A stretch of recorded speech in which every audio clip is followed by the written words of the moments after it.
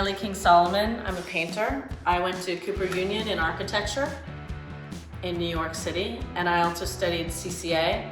I got my MFA from CCA in painting. Taught at Stanford, taught at CCA. I've been wanting to set up in LA for a long time and paint from this place, and this is the first painting that I've made in my new studio that is just coming out of the pandemic. It's called Breaking Up the Concrete Cloud. I think we've all been under and trying to figure out as a world, not just even America, like all of us how to break it up and where it's gonna go, which is very uncertain. So I wanted to make this area of like impossible density and then figure out how to bust out of it. So these marks are made, it says ink and acrylic on Mylar. I have these custom glass tools made. This one's kind of dirty because it's what I used to paint with. And I paint on a 9x9 foot glass table. I mean, not glass table, table. So that I can plane the paint when it's wet and interlock the shapes through each other and drag them through one another. When it's half dry, like this area will be dry, and I'll sieve soda ash and crystallina and sometimes silicon carbide next to it or on it, and I'll punch it and blow it across the surface so that it sticks to the burrs. Like I come out of printmaking and architecture and dance, so it's all very physical, and I kind of come to painting through the back door. And that's like a quinacridone black, and that's a heavy, like opaque carbon black, like the ivory black will go thin. And so I'm working with a lot of different materials and how they behave, and then how they're gonna letting how they're going to behave play out. Like I don't want to be in charge. I want to, one reason I work so large is to get paintings to, once I make the first mark, I am in service of the painting where I have to follow where it's gonna go as opposed to what I thought it was gonna be. That becomes irrelevant once it starts. So I have a whole arsenal of tools depending on the size of the marks I want to make. And I think it's very much coming out of Cooper Union that I would make my own tools and make my own materials.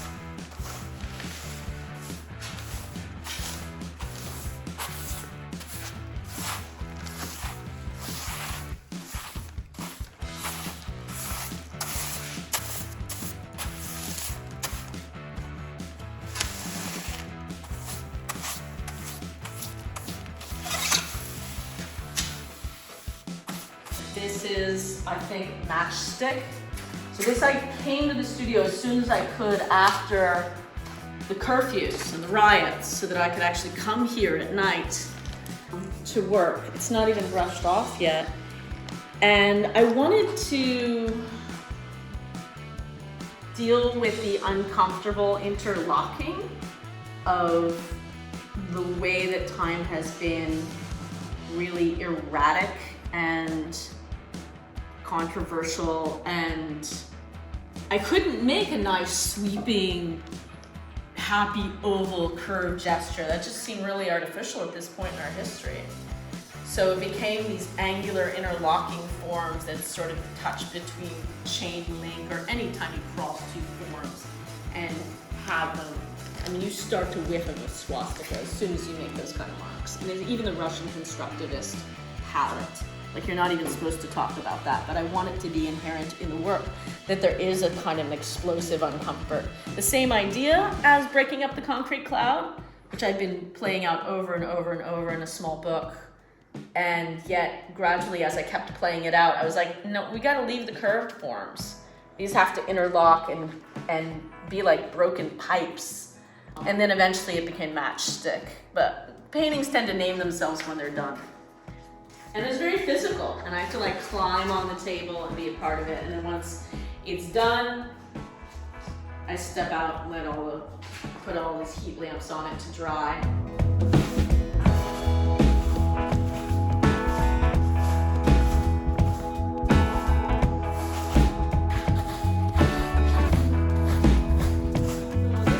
This is Hooker Green.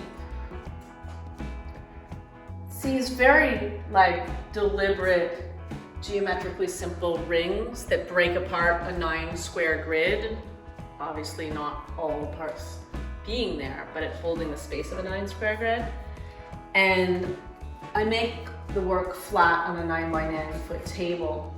And so there's a quinacridone quality to Hooker green, and thinning it enough that you can get it, I can get it to behave with these washes.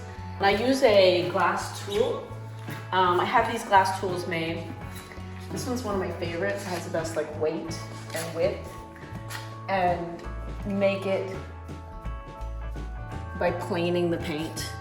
And I can jitter it, like if I slow down and start up again, like that's how you get these kind of rings. And then the paint pools. I mean, I also work on an uneven surface intentionally, and there's squishy stuff beneath so that I can press it down and make the paint break out of its kind of water boundary, like a water skeeter stays on top, like that surface tension of water and how it breaks out on the Mylar, because the Mylar is just smooth and machine made.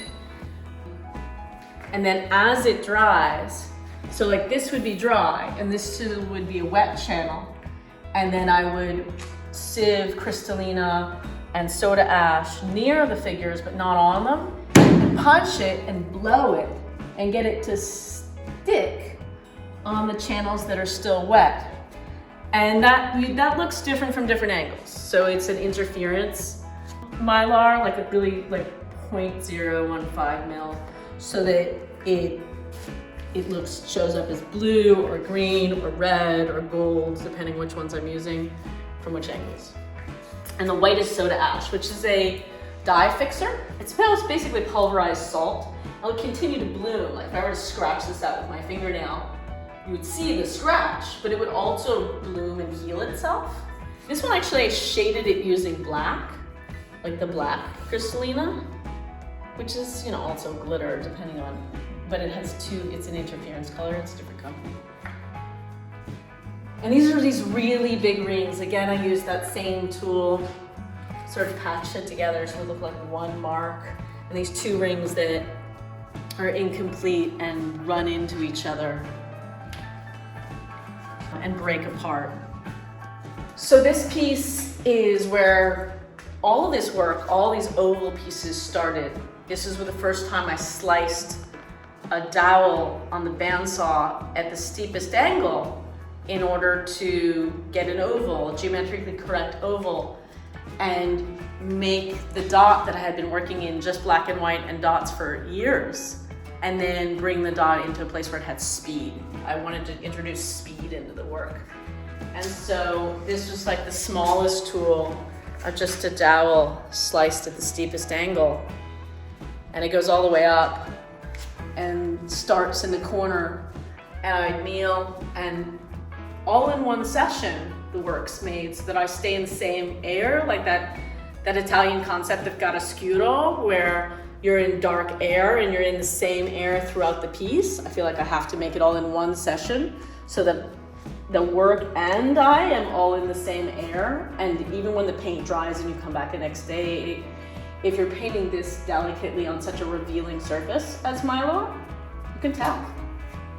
So coming through it, and I wanted to make this piece like a small craft, like like a small airplane that was bumping around and out of control. It had to do with the stock market. So this is part of the economic series, and it had to do with like 2001 when everything went out of control. 2000, I was early graduate school, kind of mid-graduate school, I found this was the way I was starting to work, and then everything came out of that. I was at CCA at the time. They had a huge warehouse, and I was able to take over and make 8, 10, 8x8s and show them and have them in through the space. So this is like pretty gumped up, this tool. Like they become objects after they've been used long enough. I can't actually use this tool anymore because the sharp edges are gone. So it becomes a piece. But so a tool like this was used to make that mark. And very watery and light, where it's barely loaded. And like each progressive tool, like this tool would have been used, and obviously it was used in a red painting, but earlier it had been used in a black painting, probably this one. And then but then stepping to the next size tool. So I don't try to make the marks bigger. I don't try to paint with it. I just use it as a printmaking tool. And again, this becomes an object because it's no longer usable after it gets too gunked up, after too many usings. And then bigger ones, I've been pretty careful to scrape them and keep them clean. And I started having an industrial designer make the tools where I had a handle because my lower back went out because I had these huge cylinders that were sliced and I had to have two hands to hold them. So this way I could only have one hand. And so this tool is that mark. And where it explodes open through space and bumps around like an out of control craft and lets you in. These are also the tools. The way that I have small oval tools, gradually I needed bigger and bigger oval tools depending on the paintings I was making. And I worked with another industrial designer who made them so that I could hold on to them and clean them. And with an interval of sizes as they went up. Originally I was making them by lathing, having wood lathe and then slicing at the steepest angle on the bandsaw. This one even has where you can hold it so that I can hold it with one hand. Because it's hard, I had to lean out in the middle of a painting. It takes tremendous core strength to hold this out into the middle of a painting and make a mark without tremoring and bring it back again. So that actually helps. But then of course they become their own sculpture. And these bits, those are left over from a pendulum painting when I collaborated with Grant Washburn, who was a big wave surfer and filmmaker, Mavericks. So it's just like a little history that's splattered onto this particular tool. And then you can see the way it can move. So you have to get this axis out of the way and see how this cross is where it slides. And I put in a pencil and I set the axes and I can draw an oval at a pretty big scale. And as I'm taking these commissions, there's possibly one coming up for YouTube. They want me for, oh God, for 2023. But it's a big commission where I would do a huge on-site mural, but I think it's going to be using giant ovals. So tools like these will let me draw them at increasingly larger scales.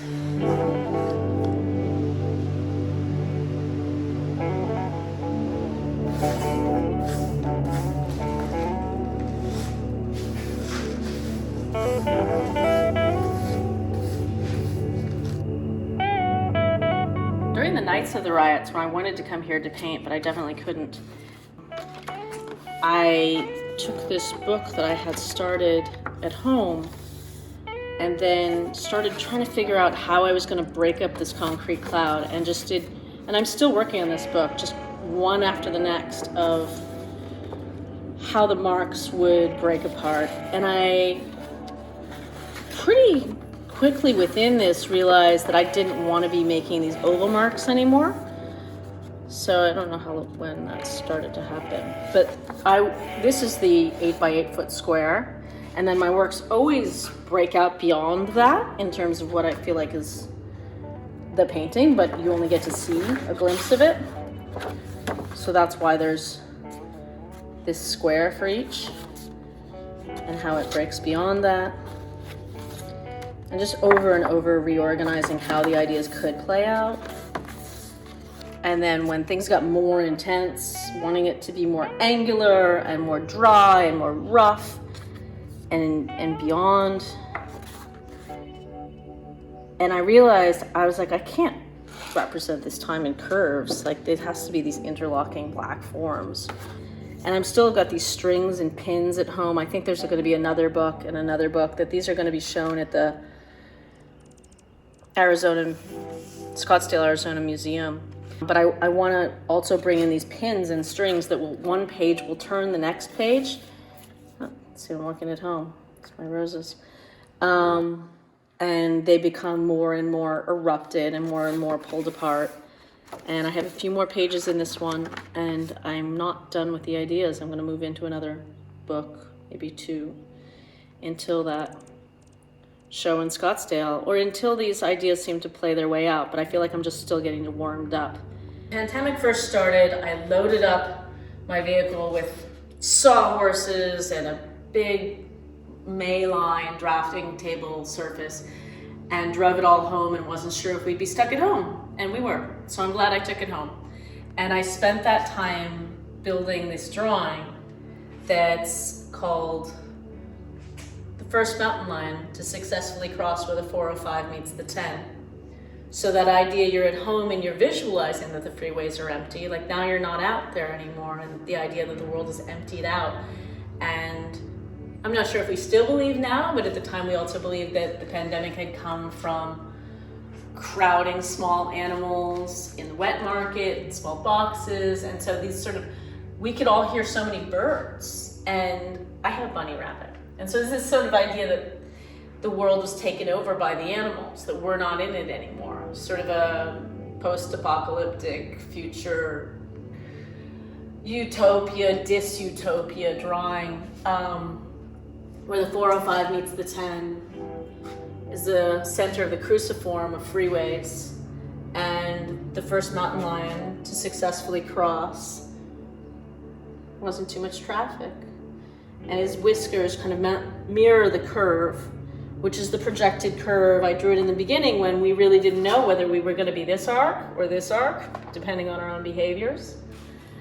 And the freeways, I also was in the Loma Prieta earthquake and walked the freeways in San Francisco after they were closed down. So this sort of idea of the animal life underneath the freeways after we've gone. And them eating our receipts. The bunny eats a barcode in Justa and Target. And this is from a French philosopher, Bruno Latour. It's about politics and the left and the right as these two polar attractors, and a third attractor that would be the terrestrial, which he sort of sees as the salvation to this polar, and it being set off into existence by this, what he's calling out of this world attractor, which is Trump. So it's a book of French philosophy I was reading, and kind of having that being something digested by the bunnies, along with our receipts they're living off of. And this is a poem I wrote about, both about the time we were living, as well as about the drawing. And the flocking of birds, and so peace doves or birds of prey, whether they're sinister or whether they're hopeful, sort of ride the cusp of that. And a really long receipt from CVS in the early pandemic, the time of hoarding. There was no toilet paper. And another Bruno Latour diagram about the polar attractors. So this was a 3-month-long, very intricate, detailed narrative drawing, so different than what I paint. And they can go on simultaneously, but in 2 different spaces.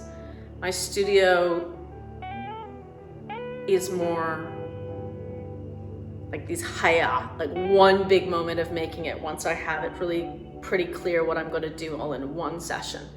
And the drawings are built in a domestic place where bit by bit they start to be constructed and go over a much longer period of time. So this took 3 months, and one of those takes 1 day.